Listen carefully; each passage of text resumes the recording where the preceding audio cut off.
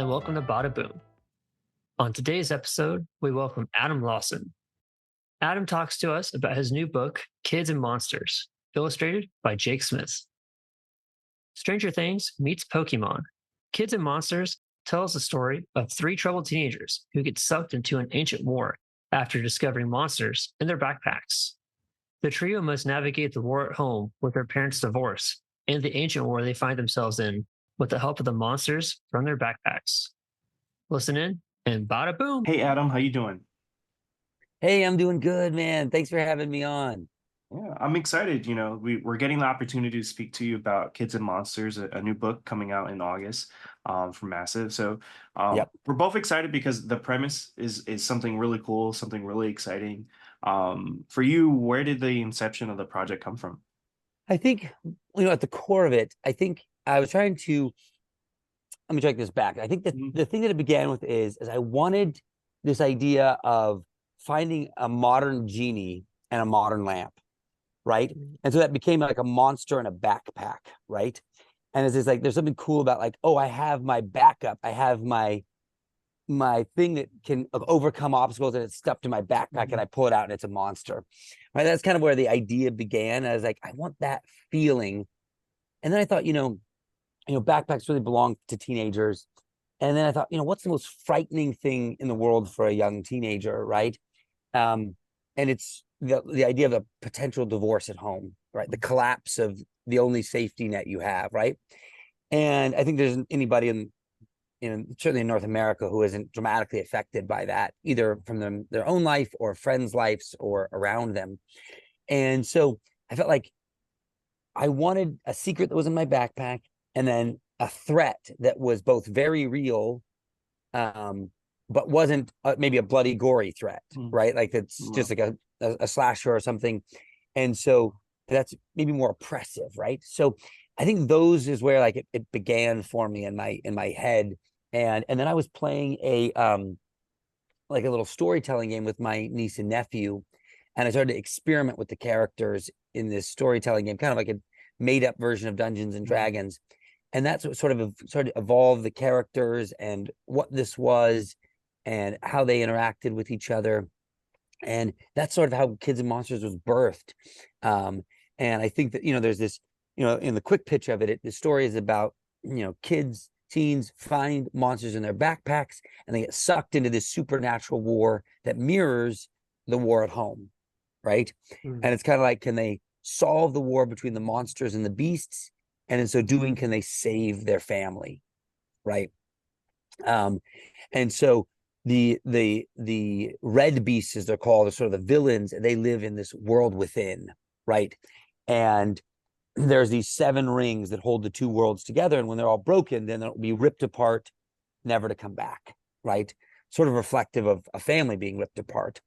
And the red beasts are trying to destroy all these rings, and these kids get sucked into this war through these cracks in the earth. Like these cracks the earth splits open and sucks in like their childhood candy shop, their fort, their treehouse. It's almost like taking away their innocence, right? It's removing those memories from them, and those cracks lead into this world within. And these backpacks are hidden within the world within, and they have to be found, and you can't find them until you're ready, and you can only see the one that has the monster specially suited for you. So each monster is a reflection of these kids' own sort of struggle and trial and personality. And I loved that there was a custom monster that not only sort of was a reflection of you, but was going to push you to change, and also something actually that you could push back against, because you start to see now your own problem in them. So it's like a mixed mentor, right? That is helping you because they know the right thing, and then helping you because it's helping you see the wrong things. So that's kind of our tale, right? Yeah. And it's packed full of skateboarding and adventures and hidden puzzles and clues and mysteries.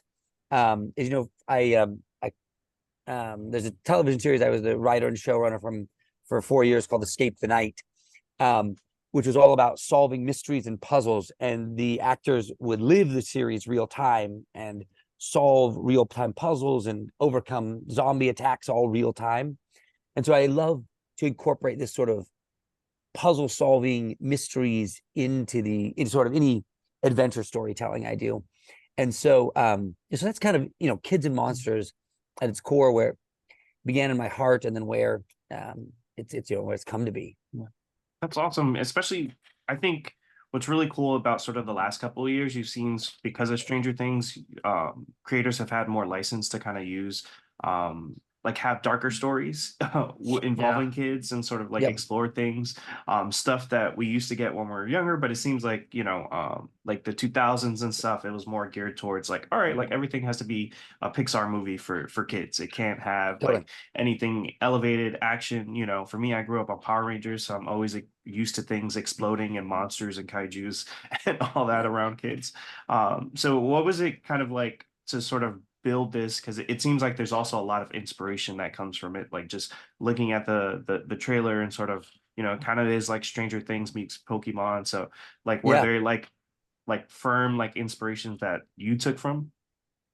Yeah, I think that certainly Stranger Things it's certainly the idea of like kids in a bigger adventure, right? That's really an adventure suited for adults, but it's told through the eyes of kids.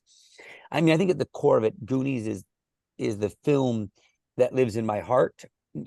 I like Stranger Things very much, but Goonies lives in it deeper. And what I like so much about that film is they're dealing with a similar thing, the destruction of their of their world as they know it as kids, and they're fighting against sort of this oppressive enemy.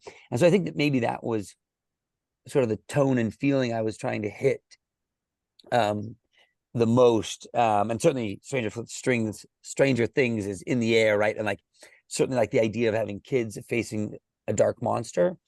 Now, I think the benefit of like Maxi Dallow's art and Mike Spicer's colors, it isn't as oppressive as maybe Stranger Things is, right? In like the darkness, it's a bit more fun, which I think is maybe a little leaning on that Goonies side.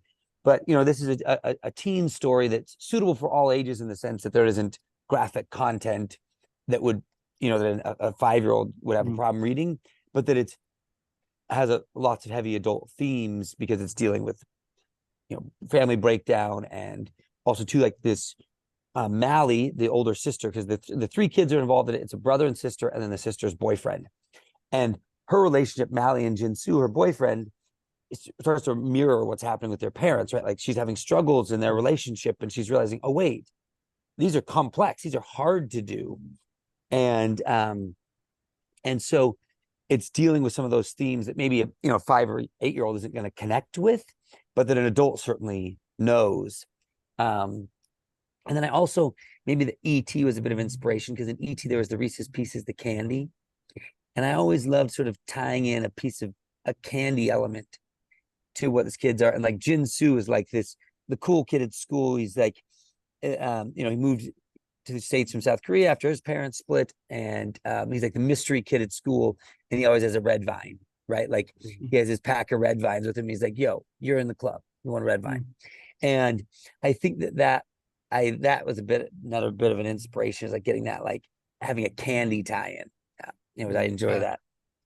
It sounds like there's a lot of really cool pieces of inspiration in this book, and there's something that you mentioned that I didn't think of or think would be in the book, because when I was looking at it, all I could think of was, this is a great modern telling of Digimon, because of like the characters, and like, they get one monster, and like the separate worlds are merging. And so from like me as like an older, I'm like, what, Chris, am I 30 or 31? I can't remember.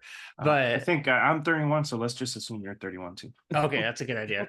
But like we're a bit older than like the teen audience, but even that, like, it has like that nostalgic kind of feel for me of like, oh, I want to dive into this, because it's a story that I really kind of enjoyed growing up watching Digimon, seeing how you kind of have like a best friend in your monster, and how you each kind of grow together. And when I saw the designs for the monsters, I was like, oh, this is definitely like getting those Digimon vibes for sure. So I was curious, like, what inspired some of the designs? Because there's 3 different monsters, they're all different, and I'm sure they're all going to be tied to the kids and their personalities. But what kind of was the inspiration behind them? It's interesting you say that. Like a Digimon, I think, is a great like sort of parallel in the story telling her, like getting assigned the monster and etc. But Digimon wasn't maybe a visual a design. Maxi Dallo, my artist, he and I've done a bunch of work together.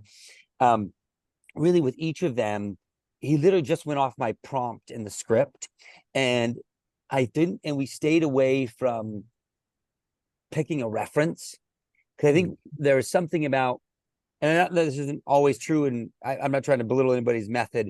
When building a monster, just because there's so many, there's something about saying, I'm not going to look at anybody else's. I'm going to read these words. I'm going to imagine something. I'm going to put it on the page. So that way, even if it does have elements that are reflective of others, I at least know that I didn't take any of those, right? It came just from my own head and heart. So I think that we tried to stay like, kind of like Kim Jung-gi, too bad he's gone, always used to say, draw from your imagination, right? And not from reference, right? And I think that we kind of wanted to go in that direction. Like, how do these live just in your imagination, not in somebody else's reference? And so these were really just, Maxie and I, from what was in the script, and he and I going back and forth and staying in that space and staying clear of specific references that led to the design and all of them. And, in this story, this first arc, we're going to have the 3 kids and there's the 3 monsters. But, the story alludes to the fact that there could be other kids with other monsters as well, even though we focus on these 3. But I agree that the crafting of that unique monster that's custom to the character is super fun. And it's part of like the great imagination of it. Like Jin Su is quite a video game player, and his monster, he can controls it with a controller, right? And he can interact with him back and forth, but that's how he can command it to fight. And then like Gatsby, who's our point of view character, who's more of like the math chemistry head, his is like builds like potions and concoctions and is more of a sage type. So I think it's I like that, the difference of it. And then the visual design, that's called Maxie's Imagination for that. Yeah. And you sort of referenced sort of the larger world. Was it difficult to sort of like stay focused? Because it, like, just talking to you, you seem really excited. And I can tell, like, when you're sort of building these worlds, it's very easy to be like, all right, well, the next story is going to be this. And then there's all these things. Was it difficult to kind of like stay focused on the emotional core of the main characters versus sort of being like, all right, let's build out this whole universe and we'll worry about that later? Yeah, it's interesting. I've been writing film and television and comic books for a long time, mostly film and television, and I think, early on in my career, and I think for younger or maybe newer creators to something, you feel like that people want to know this world, and they don't want to know this world. They don't actually care about the world you've invented that you spend weeks thinking about. They actually don't have any interest in it.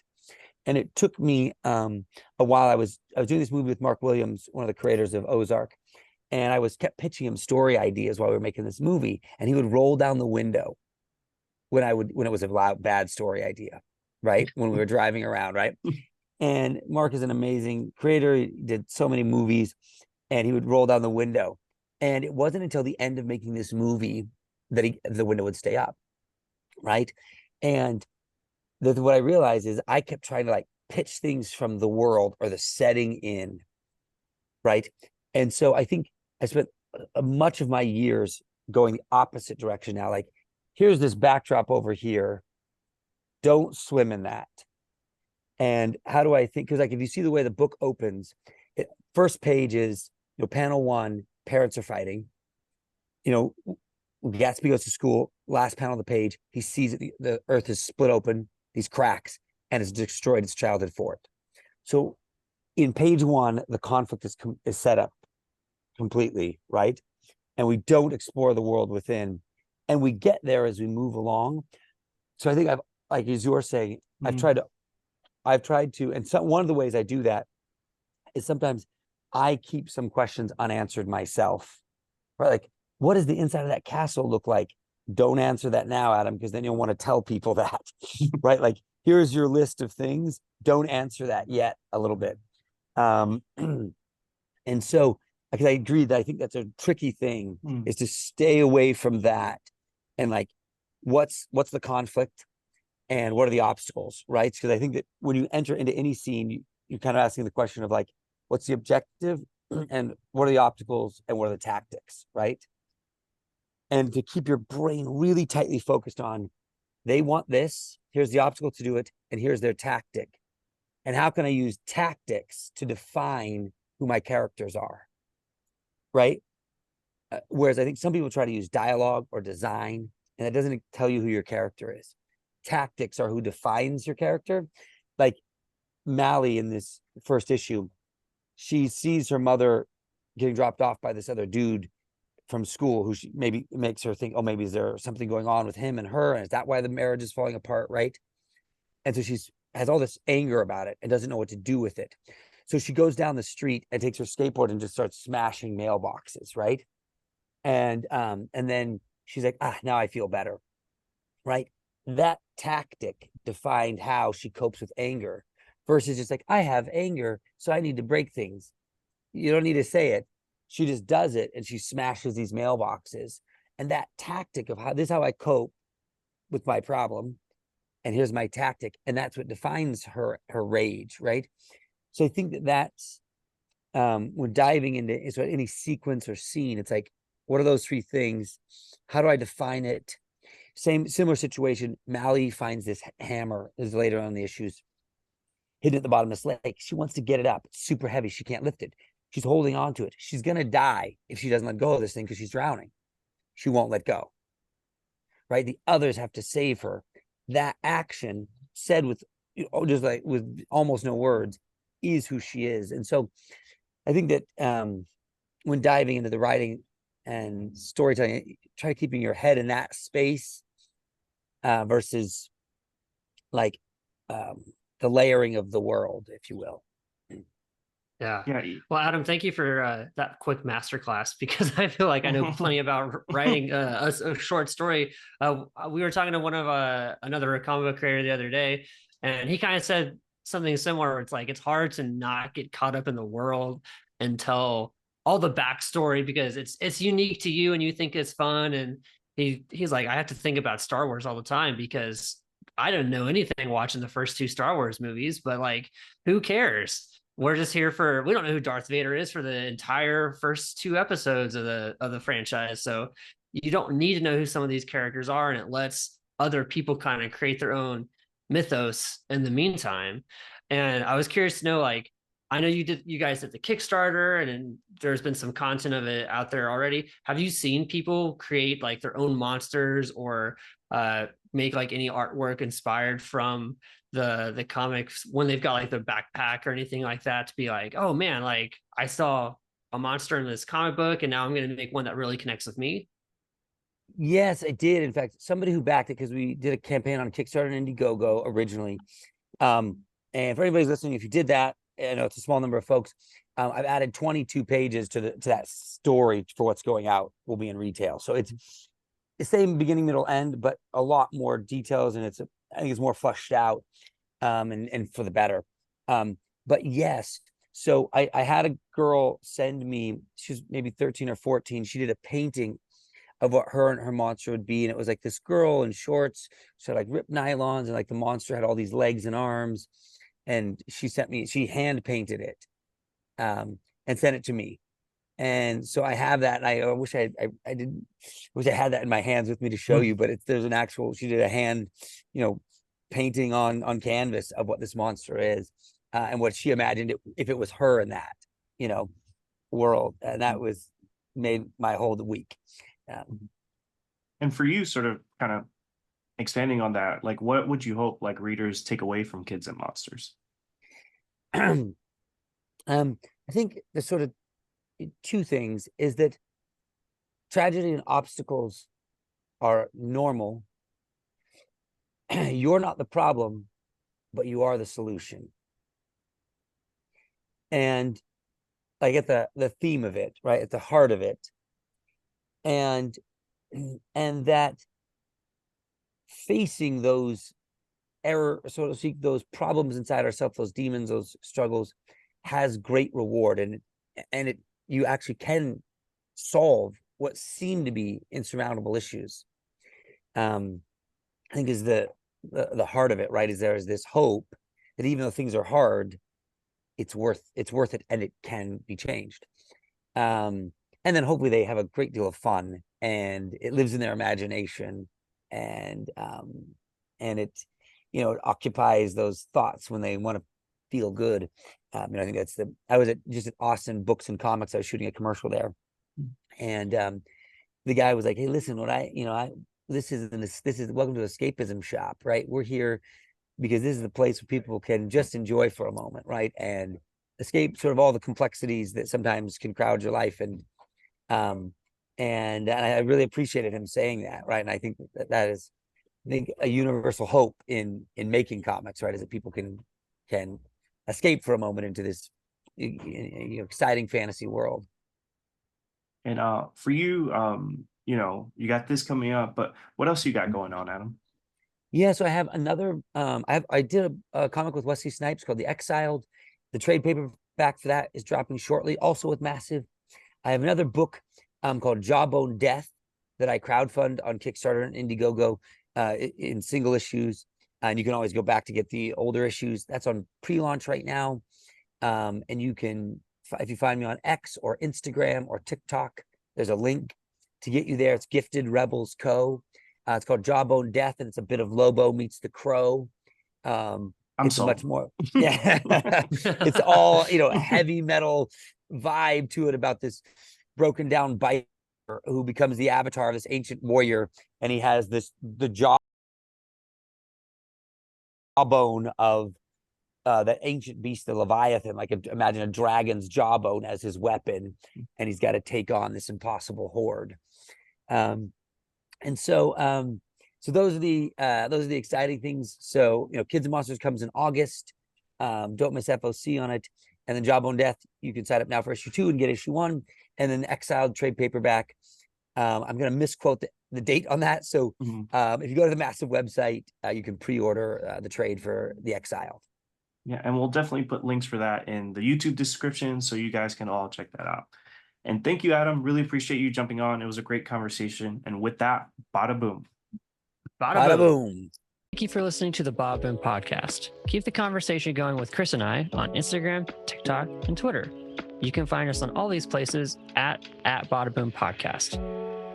Get into the comments on our YouTube channel. Let us know what you like about the show or what you'd like to hear from us in the future. Until next time, please subscribe to us on Apple Podcasts, Spotify, or wherever you listen. Thanks for listening.